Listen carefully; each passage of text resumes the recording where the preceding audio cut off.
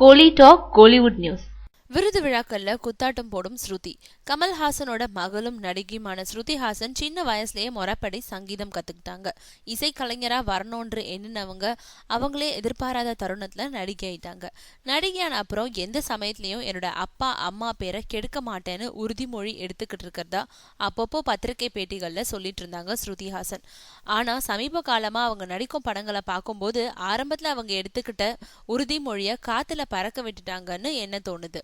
அந்த அளவுக்கு படு கவர்ச்சியா சில படங்கள்ல முகம் சுழிக்கும் வைக்கும்படி நடிக்க ஆரம்பிச்சுட்டாங்க ஸ்ருதி ஹாசன். படங்கள்ல மட்டும் இல்ல, அண்மை காலமா கலை நிகழ்ச்சிகள், பத்திரிகை மற்றும் டிவிக்களோட விருது வழங்கும் நிகழ்ச்சிகள்ல கூட படு கவர்ச்சியா குலுக்கல் நடனம் ஆட ஆரம்பிச்சிட்டாங்க ஸ்ருதி ஹாசன். கடந்த வாரம் ஒரு தொலைக்காட்சியோட விருது வழங்கும் விழாவும் மற்றும் பிரபல ஆங்கில பத்திரிகையோட விருது விழாவும் சில நாட்கள் இடைவெளியில அடுத்தடுத்து நடந்தது. இந்த 2 விழாக்கள்லயும் ஸ்ருதி ஹாசனோட கவர்ச்சி ஆட்டம் இடம்பெற்றிருந்தது.